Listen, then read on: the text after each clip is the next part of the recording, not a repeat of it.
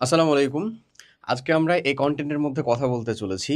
খুব গুরুত্বপূর্ণ এবং সবারই মনে একটা প্রশ্ন নিয়ে ঘুরপাক খায় এবং সবাই আমরা যেটা জায়গার ভিতরে সবথেকে বেশি প্যারা খাই, সেটা হচ্ছে আমাদের বাংলা, ইংরেজি, ধর্ম, তারপরে বিজিএস এই যে সাবজেক্টগুলো আছে, সেই সাবজেক্টগুলোতে 90 আপ মার্ক উঠানোর কিভাবে করা যায়? এটা আমার ক্লাস 6, 7, 8, 9, 10 যেটাই হই না কেন, আমরা গ্রুপ সাবজেক্টের বাদ দিয়ে 9, 10 এবং ক্লাস 6, 7, 8 এ তো আলাদা রকমভাবে এই সকল সাবজেক্ট আছেই। তবু যেই আছো, ইন জেনারেলাইজ সম্পূর্ণ আলোচনা হবে টিপস অ্যান্ড ট্রিক্স নিয়ে, যেটার মাধ্যমে তুমি খুব সহজেই চাইলে এই সাবজেক্টগুলোর মধ্যে, যেহেতু এই সাবজেক্টগুলো একটু থিওরিটিক্যাল বেসড, প্র্যাকটিক্যাল কম, যেহেতু এই সাবজেক্টগুলোতে একটু মুখস্থ করার একটা টেন্ডেন্সি থাকে, মুখস্থ থেকে সেখান থেকে ভালো মতন লিখে গুছিয়ে লিখতে পারা, সেখান থেকে উত্তর করে ভালো একটা মার্ক কন্টেন্ট করা, সময়ের মধ্যে অতগুলা লিখতে পারা, ইন ডিটেলস সবগুলা নিয়ে জেনারেলাইজ আলোচনা হবে। তো একেবারে শেষ পর্যন্ত দেখবা, কারণ এরপরে আমি যে এখানে তোমাকে পুরো সাবজেক্ট ওয়াইজ আসলে এই ম্যাপিংটা দেখাবো, যে প্রত্যেকটা সাবজেক্টের জন্য স্পেসিফিক কোন কোন জায়গার ভিতরে তোমাকে হিট করতে হবে। ওকে, তার আগে আসো, আমরা এইখানে একটা সিম্পল টেকনিক আগে ফার্স্ট অফ অল ফলো করবো। ভাইয়া, তুমি এটা মাথায় রাখো। এটা কখনোই চিন্তা করো না আসলে যে ওজন দেখে তুমি মার্কটা পাবা, এটা কখনো না। তুমি উদ্দীপকের গুরুত্ব অপরিসীম যদি লেখো, তাহলে তোমার মার্ক ওইরকমই আসবে। তুমি যদি লেখো যে প্রশ্নটা যথার্থ, প্রশ্নটি অনেক গুরুত্বপূর্ণ, উদ্দীপক অনেক গুরুত্বপূর্ণ, হ্যান ত্যান, তাহলে তোমার মার্ক ওরকমই আসবে। বিলিভ মি, এটা কখনো হাজারে হয়তো বা একটা দুইটা স্কিপ হয়ে যেতে পারে, ওজন দেখে বেশি মনে হচ্ছে তাই তোমাকে মার্ক দিয়ে দিতে পারে, বাট এটা আসলে মিম হিসেবেই বেশি প্রচলিত। রিয়েল লাইফ বা প্র্যাকটিক্যাল লাইফে আসলে এটা কাজ করে না। ঠিক আছে, এটা রচনার কথা বলতেছি না, ধরো যেমন বাংলা সেকেন্ডে রচনা আছে, বাট স্টিল রচনার মধ্যেও কিন্তু কথা আছে, সেটার কথা আমরা বলবো যে ওখানে। ওকে, যেটা বলতেছি, তাহলে এখানে তোমার যেটা করা দরকার সেটা হচ্ছে প্রশ্ন যতটুকু চাই ততটুকু লেখা। এটা তোমার বিজিএস হোক, এটা তোমার ইসলাম শিক্ষা হোক, এটা তোমার বাংলা ফার্স্ট হোক, বাংলা সেকেন্ড হোক, যেটাই হোক না কেন, যতটুকু চাচ্ছে ততটুকু লেখা। লেখার ক্ষেত্রে কিছু টেন্ডেন্সি ফলো করা যেতে পারে, সেটা হচ্ছে ধরন বোঝা, মানে অতিরিক্ত বা অপ্রাসঙ্গিক কোনো কিছু একেবারে না লেখা, এটা টোটালটাই বাদ। ধরন বোঝা বলতে কি, পয়েন্ট বানিয়ে লেখা। যত তুমি পয়েন্ট আকারে লিখতে পারবা, তত তোমার উপস্থাপনাটা ভালো হবে। যে টিচার বা যে পরীক্ষক তোমার খাতাটা দেখবে, ওনার উত্তর দেখাটা বা উত্তর বোঝাটা বা তোমাকে ওয়েট করাটা সহজ হবে। তোমার মার্কের কন্টেন্টটা হচ্ছে বেশি থাকবে, ইনশাল্লাহ বেশি থাকবে। ক্লিয়ার? এবং আমরা হাতের লেখা সঠিক করার জন্য বা উপস্থাপন প্রপার করার জন্য ঠিকুজিকুষ্টি বা এ টু জেড একটা কন্টেন্ট বানাবো খুব দ্রুতই, আশা করি। ওটাও রিলেটেড কিছু কথাবার্তা তুমি এখানেও কিন্তু পেয়ে যাবে। ঠিক আছে? ওকে, এরপরে আসো, এই সাবজেক্টটা যেহেতু বললামই আমি যে এই সাবজেক্টটা যেহেতু একটু মুখস্থ বিদ্যা বেসড, তাই এই সাবজেক্টের ভিতরে কিছু জিনিসপত্র আমাদের কাজ করা লাগে। সেটা হচ্ছে আমরা এখানে SQ3R পদ্ধতি অ্যাপ্লাই করতে পারি। ঠিক আছে, প্রোমোডোরো টেকনিক, অ্যামন্ডোরো টেকনিক, কত কত টেকনিক আজকাল আমরা দেখতেছি না, তো ঠিক সেরকমই SQ3R পদ্ধতির মানেটা হচ্ছে, এটা প্রত্যেকটার একটা করে অ্যাব্রিভিয়েশন আছে। সার্ভে, কোয়েশ্চেন, কোয়েশ্চেনিং, ঠিক আছে, তারপরে রিডিং, রিসাইটিং, রিভিউইং। এইগুলার মানেটা কি আসলে, বা এগুলো আসলে কিভাবে আমরা অ্যাপ্লাই করবো, সেটা নিয়ে যদি আমি একটু বলি। সার্ভেটার মানে হচ্ছে, যখন তুমি কোনো কিছু একটা পড়তেছো, ধরো বাংলার কোনো একটা গদ্য পদ্য, বাংলা সেকেন্ডের কোনো একটা রচনা বা ইমেইল বা হোয়াট এভার ইট ইজ, আমাদের ধর্মের কোনো একটা চ্যাপ্টার, আখলাক, বা কারো কোনো আম, নবী বা কারো জীবন পরিচিতি, অথবা হচ্ছে ধরো বিজিএস এর মুক্তিযুদ্ধ বা আমাদের কালচার বা সংস্কৃতি, যে কোনো একটা যদি তুমি পড়তেছো, সেটা তোমার যে প্রথম কাজটা করা লাগবে সেটা হচ্ছে সার্ভে। সার্ভে মানে হচ্ছে একটা ওভারভিউ দেখে গেলা, চ্যাপ্টার হলে টপিক দেখে গেলা, যদি বাংলা গদ্য পদ্য হয় লাইন দেখতেছো, বা হচ্ছে যে পড়তেছো, এটা তুমি পড়তেছো না, তুমি একটা ওভারভিউ নিতেছো, একটা লুক নিতেছো।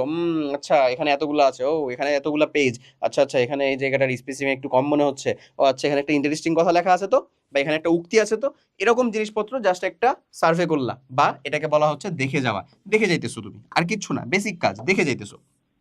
ওকে, এরপরে আসে যে অংশটুকু, সেটা হচ্ছে কোয়েশ্চেনিং। কোয়েশ্চেনিং মানে হচ্ছে, যখন তুমি নিজে পড়তেছো, তখন তুমি প্রথমে কোয়েশ্চেনিং এই জায়গাটা থেকে করো, যে যেটা তুমি পড়তেছো আসলে এটা ইম্পর্টেন্ট কিনা। এটা ইম্পর্টেন্ট কিনা, তোমার কন্টেন্ট থেকে কিন্তু প্রশ্ন করতে হবে না, এটা কি ইম্পর্টেন্ট কিনা বা গুরুত্বপূর্ণ কিনা, বা গুরুত্বপূর্ণ হলে এই চ্যাপ্টারের কোন টপিকটা গুরুত্বপূর্ণ, এটা তুমি কিভাবে বের করতে পারবা। যে কোনো একটা গাইড বই যদি তোমার কাছে থাকে, বা টেস্ট পেপার যদি থাকে, গাইড বই আমাদের 6, 7, 8 এর জন্য কথা বলতেছি, 9, 10 এর জন্য টেস্ট পেপার গাইড বই দুইটাই হতে পারে, অথবা আমাদের all in one master book. All in one master বুকটা সব থেকে বেস্ট, কারণ এখানে তোমাকে আলাদাভাবে একটা বই সব দিতে পারছো, আলাদাভাবে আর কোনো বই লাগবে না। So all in one master বুক যদি থাকে, তাহলে তুমি সেটা সিকিউ পোর্শনটাতে যাও, যে চ্যাপ্টারটা বা যে টপিকটা পড়তে হয় সেটার সিকিউ কোয়েশ্চেনের ভিতরে যাও, যে দেখো যে ওখান থেকে আসলে কোন অংশগুলো থেকে কোয়েশ্চেন বেশি হয়েছে, তাহলে তুমি এই কোয়েশ্চেনের মাধ্যমে কিন্তু সেই অংশগুলোকে আসলে কি পেয়ে যাচ্ছ, আলাদাভাবে আইডেন্টিফাই করতে পারছো। তাহলে তোমার পড়াটা কিন্তু অলরেডি মানে সুসজ্জিত হচ্ছে আসলে, কমতেছেও একদিক থেকে, আবার হচ্ছে গোছানো হচ্ছে। সত্য কথা হচ্ছে আসলে কমে না, বুঝছো, বাট গোছানো হলে জিনিসটাকে লাগে হচ্ছে কম, ব্যাপারটা এরকম, আবার সময়ও কম লাগে। আচ্ছা, এরপরে আসা হচ্ছে ভাই রিড। রিড মানে হচ্ছে এবার তুমি পড়ো জিনিসটাকে, এবার তুমি পড়ো, আবার পড়ো, মানে এই যে সার্ভে মানে দেখে যাচ্ছিলা তো, এবার এই জিনিসটাকে পড়ো, ওই জায়গাগুলোর ভিতরে ইফোর্ট দাও। কোন কোন জায়গা যেগুলো তুমি দেখছো যেগুলো হচ্ছে গুরুত্বপূর্ণ, এগুলো হচ্ছে ইম্পর্টেন্ট। এরপরে চলে আসো রিসাইট, এটাকে মনে করার ট্রাই করো, নিজে নিজে মনে করার চেষ্টা করো। পড়া হয়েছে না, নিজে নিজে মনে করার চেষ্টা করো, মুখস্থ না, মনে করার চেষ্টা করতেছো। ও আচ্ছা, এখানে এখানে এটা ছিল, ওইটা ছিল, আচ্ছা আচ্ছা, এরকম। এরপরে চলে আসবে রিভিউ, আবার তোমাকে রিভিশন দিতে হবে জিনিসটা। ক্লিয়ার? এটুকু কমপ্লিট, এই টেকনিকটা দিয়ে যদি অ্যাপ্লাই করতে পারো, বিলিভ মি এখানে তোমার হায়েস্ট 30 মিনিট অথবা 50 মিনিট মতন লাগবে যে কোনো একটা জায়গাকে কমপ্লিট করতে গেলে। হ্যাঁ, অবশ্যই যদি জিনিসটা অনেক বড় হয়, যেমন চ্যাপ্টার মানে আখলাখ চ্যাপ্টার যদি পুরোটা শেষ করতে চাও তাহলে তো হবে না, একটা টপিক একটা কন্টেন্টকে শেষ করতে। ঠিক আছে, আমি তোমাকে কিছু সোর্সের কথাও বলে দিব, ওখান থেকেও তুমি সহজে এটাকে কন্টেন্ট কমপ্লিট করতে পারবা। এরপরে চলে আসো টপিকের ম্যাপ বানানো। টপিক ম্যাপ বানানোর মানে হচ্ছে যে জিনিসটা তুমি পড়লা হচ্ছে অমুক জিনিসটা, এটা মানে হচ্ছে এখানে আছে এই জিনিসটা, তারপরে এখান থেকে এই জিনিসগুলো হয়েছিল, তারপরে এখানে আবার এই জিনিসগুলো গুরুত্বপূর্ণ। এই যে একটা ম্যাপিং না, এটাই হচ্ছে কাইন্ড অফ তোমার কাছে নোট, এটাকে বলা হয় আসলে শর্ট নোট ভাইয়া। এই শর্ট নোটটা যদি থাকে তাহলে এটাকে তুমি তোমার প্রসেস বা প্রোগ্রেস ট্র্যাকার হিসেবেও কাজে লাগাতে পারো। প্রোগ্রেস ট্র্যাকার মানে তুমি একদিনের ভিতরে কতটুকু পড়লা, কতটুকু পড়ার কথা ছিল, কতটুকু কমপ্লিট করতে পারছো, এই ট্র্যাকার হিসেবেও কাজে লাগাতে পারো। সো চেষ্টা করবা প্রত্যেকটা এরকম ভাবে পড়া কমপ্লিট হয়ে যাওয়ার পর নিজে হাতে লিখে এই টপিক ম্যাপটাকে টপিক ম্যাপিং করে টপিক ম্যাপটা বানানোর। ওকে, এরপরে চলে আসো পরীক্ষার অনুরূপ করে অনুশীলন করা। কিভাবে পরীক্ষার অনুরূপ করে অনুশীলন করবা? সবসময় চিন্তা করবা হচ্ছে যে এই মেথডটা 550 অথবা 10-100। 550 মেথড মানে হচ্ছে পরীক্ষার অনুরূপ করে অনুশীলন করার মানে হচ্ছে 5টা আমি ওই চ্যাপ্টারের বা ওই টপিকের ওই গদ্য বা ওই পদ্যের অথবা ওই অংশের সিকিউ কমপ্লিট করবো, 50টা এমসিকিউ কমপ্লিট করবো ওখানকার, অথবা 10টা সিকিউ আর 100টা এমসিকিউ এখানে যদি সময় থাকে তাহলে, বা তুমি যদি আসলে বেশি এফিশিয়েন্ট হও তাহলে, তুমি যদি আসলে বেশি ইফেক্টিভ হও তাহলে।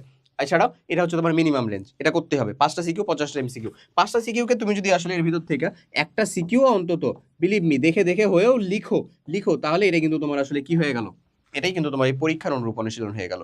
সো এটা তোমাকে লেখার কথাটা প্রায়োরিটি দিচ্ছি এবং সিকিউটাকে প্রায়োরিটি দিচ্ছি, করতেই হবে। চলো এবার একটু সাবজেক্ট ওয়াইজ ভেতরে ঢুকি, তাহলে বেশ কিছু কথাবার্তা তোমাদেরকে বুঝাতে পারবো। প্রথমে যদি আসি আমি বাংলা প্রথম সাবজেক্টের কথা, বাংলা প্রথম সাবজেক্টে তুমি একটা গদ্য পড়ো, পদ্য পড়ো, উপন্যাস পড়ো, নাটক পড়ো, যাই পড়ো না কেন, তোমার মানে একেবারে মাথার ভিতরে এটা গেঁথে রাখা লাগবে যে ওই গদ্য পদ্যের সামারি বা মূল ভাব সেটুকু যেন তোমার একেবারে ক্রিস্টাল ক্লিয়ার থাকে। ওই সামারি বা মূল ভাবের সাথে যখন তুমি উদ্দীপকের মিল দেখে গ আর ঘয়ের অ্যান্সার করবা, তখন যেন তুমি সেখানকার ভিতরে সাদৃশ্য বৈসাদৃশ্য অথবা মিলগুলাকে স্পষ্টভাবে তুলে ধরতে পারো। এই জিনিসটা তোমার থাকা লাগবে। ওটার জন্য তোমার ওই গদ্য বা পদ্যের নাম, নাটক বা উপন্যাসের নাম, তার লেখকের নাম, এটুকু মাস্ট। লেখকের নাম, শিরোনাম, মূল ভাব, এটুকু লিখতে যদি পারো, কোশ্চেনের সাথে মিল রেখে যদি এটুকু লিখতে পারো, এটুকুই কিন্তু তোমার প্রথম 2-3 লাইন বা প্রথম প্যারার ভিতরে লিখবা। এটুকু দেখতে পেলেই স্যার সিকিউ সম্পর্কে তোমার একটা ধারণা পেয়ে যায় যে তুমি আসলে কতটুকু ভালো লিখতে পারছো। এছাড়াও প্রপার শব্দ চয়ন, ভালো শব্দ সেখানে বেছে বেছে লিখা, খুব বেশি দুঃসাধ্য কোনো শব্দগুলোকে উচ্চারণ না করা বা না দেয়া, কাটাকাটি, এই সকল জিনিসপত্র এড়ানো, যতটা পারবা তোমার মার্ক কন্টেন্ট সেখান থেকে বাড়বে। বাট আমার এখানকার মেইন যেটা থিম তোমাকে বলা, সেটা হচ্ছে গদ্য পদ্য যাই হোক না কেন, মানে সেটার মূল ভাব বা সেটার সামারি যেন তোমার সাথে থাকে এবং উদ্দীপকের সাথে ওটার মিল রেখে যেন তুমি গ ঘয়ের অ্যান্সারটা করতে পারো। দেখবা তুমি গ ঘয়ে ফুল মার্ক কন্টেন্ট করতে পারতেছো। এরপরে আসো বাংলা দ্বিতীয়, ব্যাকরণ অংশের ভিতরে নিয়ম মুখস্থ করাটার ভিতরে মানে যথেষ্ট নিজেকে ডিসকারেজ করবা। নিয়ম মুখস্থ করতে যাবা না ভাইয়া, কি করবা তাহলে, নিয়মগুলাকে প্রয়োগ করবা, নিয়মের প্রয়োগ শিখবা, তাহলে দেখবা এমসিকিউ এর ভিতরে একটা ভালো মার্ক আসতেছে। এবং এই এমসিকিউ এর ক্ষেত্রে এখানে আসলে মানে যে 50 রুলস না, এটাকে 500 রুলস করবা। 500 রুলস মানে হচ্ছে পুরো পুরো বাংলা সেকেন্ড পেপার থেকে তুমি 500 থেকে যদি আসলে 500 থেকে 1000 মতন কোয়েশ্চেন কমপ্লিট করে ফেলো, বিলিভ মি এই রেঞ্জের ভিতরে থাকলে তোমার এ প্লাস মাস্ট চলে আসছে, believe me.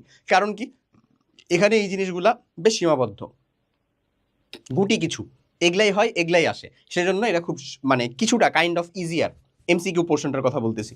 But believe me, যদি সব থেকে ভালো হয় সেটা হচ্ছে নিয়ম প্রয়োগ শিখো, নিয়ম প্রয়োগ শিখে তুমি এমসিকিউ অ্যাপ্লাই করতেছো, তখন তোমাকে এই 500-1000 এমসিকিউর উপরে ভরসা করতে হবে না। ওকে, এরপরে চলে আসো যেটির কথা বলতেছি লিখিত অংশ। এই লিখিত অংশ প্রত্যেকটা যে আলাদা আলাদা পোর্শন আছে, প্রত্যেকটার স্ট্রাকচার ভালো মতন শিখবা। মানে আমার ভাব সম্প্রসারণ 3টা অংশ করতে পারো তুমি, একটা হচ্ছে সূচনা, একটা হচ্ছে মূল ভাব বা সম্প্রসারিত ভাব, আর একটা হচ্ছে উপসংহার। 3টা অংশ করতে পারো। অনুচ্ছেদ কোনো অংশ করতে পারবা না, অংশ করলে তুই মার্ক পাবি না, অংশ করলে মার্ক চলে যাবে একেবারে। তাহলে অংশ তো কোনো প্রকার বা কোনো প্রকার ছেদ করা যাবে না। তাহলে এটা আমাদেরকে খুব ভালো মতন ক্লিয়ারলি এই জিনিসটাকে বুঝতে হবে। তাহলে কি করতে পারি আমি সেখানে হচ্ছে যে কোয়েশ্চেন এন্ড উত্তর যে কাজগুলো, ট্রাফিক জ্যাম সম্পর্কে আমাকে লিখতে দিছে বা যানজট নিয়ে লিখতে দিছে, ধরো কিভাবে যানজট হয়, যানজট জিনিসটা কি, কিভাবে হয়, প্রতিকারগুলো কি হতে পারে, যানজট নিরসনে পদক্ষেপগুলো কি না হয়েছে, যানজটের মানে যানজটের সময়গুলা কি কি, কোন কোন সময় বেশি যানজট হয়, কোন কোন জায়গাতে হয়, কোন কোন জায়গাতে কিরকম ভাবে হতে পারে নিরসন করা যেতে পারে। অনুচ্ছেদ আসলে এত বেশি কিছু লেখা লাগে না, বাট ইন কেস যদি তোমাকে লিখতেই হচ্ছে বেশি, তখনকার কথা বললাম। ক্লিয়ার? তাহলে প্রত্যেকটার আসলে আমি স্ট্রাকচার শিখবো। ইমেইল, তারপরে হচ্ছে আমাদের যেই প্রতিবেদন, তারপরে হলো আমাদের সিভি, যেটাই হোক না কেন ভাই, তুমি স্ট্রাকচারটা শিখো ভালো করে। স্ট্রাকচারটা পারা মানে তুমি হাফের বা অর্ধেকের বেশি পারতেছো, বিলিভ মি, আসলেই। তারপরে হচ্ছে তুমি সেটার কিছু কয়েকটা 4টা বা 5টা, প্রত্যেকটা পোর্শন থেকে 4টা 5টা, রচনার পোর্শন থেকে 8টা মতন পড়ে রাখলে fair enough, fair enough, believe me, fair enough. আর লাগে না, আর লাগে না, পারা যায়, হয়ে যায়। ওকে, এরপরে চলো আমি যদি বাংলাদেশ ও বিশ্ব পরিচয়ের কথা বলি, তাহলে চ্যাপ্টার ভিত্তিক সামারি পারা। চ্যাপ্টার ভিত্তিক সামারাইজ শেষে থাকে, গাইড বইয়ে আছে, আমাদের অল ইন মাস্টার বুকে দেওয়া আছে। এবং এই যে এই রুলসটা সিকিউতে 550 এবং মানে সিকিউ এমসিকিউ এর যে রেশিও সেটা হচ্ছে 550 অথবা 10-100। 550 মানে হচ্ছে আমি 5টা সিকিউ কমপ্লিট করবো ওই চ্যাপ্টারের, মাস্ট 5টা সিকিউ, ফার্স্ট 5টা সিকিউ কমপ্লিট করবো। আমি যদি আরো বেশি পারি আমি 10টা যাবো, ঠিক আছে। এবং প্রথম 50টা এমসিকিউ কমপ্লিট করবো ওই গাইড বই থেকে, টেস্ট পেপার থেকে যেটা আছে তোমার কাছে, অথবা প্রথম 100টা এমসিকিউ কমপ্লিট করবো। এটা হবে হচ্ছে আমার টার্গেট। তোমার কাছে মনে হতে পারে ভাই এটা তো অনেক কম হচ্ছে, অল্প হচ্ছে। না ভাই, হচ্ছে না। বিলিভ মি, তুমি প্রত্যেকটা 4টা সপ্তাহে যদি 4টা চ্যাপ্টার কমপ্লিট করে ফেলতে পারো, তুমি আসলে 20টা কোশ্চেন কমপ্লিট করে ফেলছো, তার ভিতরে 4টা মতন সিকিউ লিখে কমপ্লিট করছো, তারপরে কোশ্চেন কমপ্লিট করে ফেলছো এমসিকিউ 200টা। নট টু মাচ লেস, খুবই কম না, এটা হচ্ছে মিনিমাম, এটা মিনিমাম। বাড়তি পারলে তো খুবই ভালো, বাড়তি পারলে খুবই ভালো। এরপরে আসলে ধর্মের কথা যদি বলি, তাহলে ধর্মের জন্য আসলে আয়াত, উক্তি বা উদ্ধৃতি এগুলো যদি ঠিক মতো লেখা যায় না, তাহলে ইজিলি ভালো মার্ক পাওয়া যায়। ব্যাখ্যামূলক প্রশ্নে আমরা গুছিয়ে প্রাসঙ্গিক জিনিসপত্র লিখবো। এবং এই যে কাজটা করবো আসলে, এটা হচ্ছে আমাদের গ ঘয়ের জন্য এই ধর্ম বলো বা বাংলাদেশের বিশ্ব পরিচয় দুইটাতেই খুব ভালো মতন কাজে লাগতে পারে। কি কাজ করা হয়েছে এখানে, এরা প্রত্যেকটা কোয়েশ্চেনের ঘতে যেমন আমি 4টা পোর্শন করার চেষ্টা করবো, মূল ভাবটা বা মূল আলোচনাটাকে 2 ভাগে ভাগ করবো, গতে এই 3টা থাকলেই এনাফ 3 মার্ক পাওয়ার জন্য। ভূমিকা 1-2 লাইন, এটা তোমার টার্গেট থাকবে। দেখবা তোমার সিকিউ কোশ্চেন এমনি একাই বড় হয়েছে, প্যারা নাই, একাই বড় হয়েছে। তোমাকে যে ঠিক রাখতে হয় যে ভাই কয় পেজ লিখবো, কতটুকু বড় লিখবো, বেশি লিখবো কম লিখবো, এগুলো লাগবেই না। মূল ভাবটা জানলে তুমি ভূমিকা লিখবা, কোশ্চেনের সাথে তোমার উদ্দীপকের মিলটা রেখে ভূমিকা লিখলা, তারপরে মূল আলোচনা লিখবা। এটা 3 থেকে 5 লাইন হবে, গ হলে 3 হবে, ঘ হলে 5 লাইন হবে। আর তারপরে উপসংহার, গ হলে 2 লাইন হবে, ঘ হলে 3 লাইন হবে। দ্যাটস এনাফ, শেষ। তোমার মার্ক ভালো আসতে বাধ্য, তোমার সিকিউ ভালোই বড়ই লেখা হচ্ছে, তোমার সবকিছু সুন্দরভাবে গুছিয়ে যাচ্ছে। সো বাংলাদেশের বিশ্ব পরিচয় ধর্মের কথা বলে দিলাম। এখন তোমরা যারা ক্লাস 6, 7, 8, 9, 10 যেটাই আসো না কেন, আমাদের অনস্টপ একাডেমিক প্রোগ্রাম যেটা class 10, class 9, class 8, class 6, class 7 প্রত্যেক ক্লাসের জন্যই আছে। প্রত্যেকেই যারা আমাদের এই নন সায়েন্স বা যে গ্রুপ সাবজেক্টের বাইরে যে সাবজেক্টগুলো নিয়ে প্যারা খাচ্ছ, আমাদের প্রত্যেকটা একাডেমিক প্রোগ্রামে প্রত্যেকটা সাবজেক্ট যেটা তোমার পরীক্ষা হবে সবগুলা সাবজেক্টের কম্প্যাক্ট কোয়ালিটিফুল ক্লাস পার্ট বাই পার্ট করে সম্পূর্ণ দেওয়া আছে, রেকর্ডেড প্রোগ্রাম। তোমার হাফ ইয়ারলি পরীক্ষা সামনে, তোমার সামনে টেস্ট পরীক্ষা, তোমার সামনে হচ্ছে ফাইনাল পরীক্ষা, যেইটাই পরীক্ষা হোক না কেন, তুমি এই ক্লাসগুলো যদি কমপ্লিট করে যেতে পারো সঠিক ভালো মতো, তুমি ইজিলি এখান থেকে ভালো একটা ফলাফল বের করতে পারবা। ডিসক্রিপশন বক্স বা হচ্ছে লিঙ্কটা চেক করো, সেখানে তুমি ক্লাস 6, 7, 8, 9, 10 সবগুলা অনস্টপ একাডেমিক প্রোগ্রামের লিঙ্ক পেয়ে যাবা। তুমি যে ক্লাসেরই হও সেই ক্লাসে যাও, ক্লাস যেটা তুমি যাচাই ক্লাস বা ডেমো ক্লাসগুলোকে দেখো। প্রত্যেকটা এই যে নন সায়েন্স গ্রুপের কথা বলতেছি, এই বা নন সায়েন্স বা গ্রুপ সাবজেক্টের বাইরে যে সাবজেক্টগুলো, সেই সাবজেক্টের ক্লাসগুলোকে দেখো।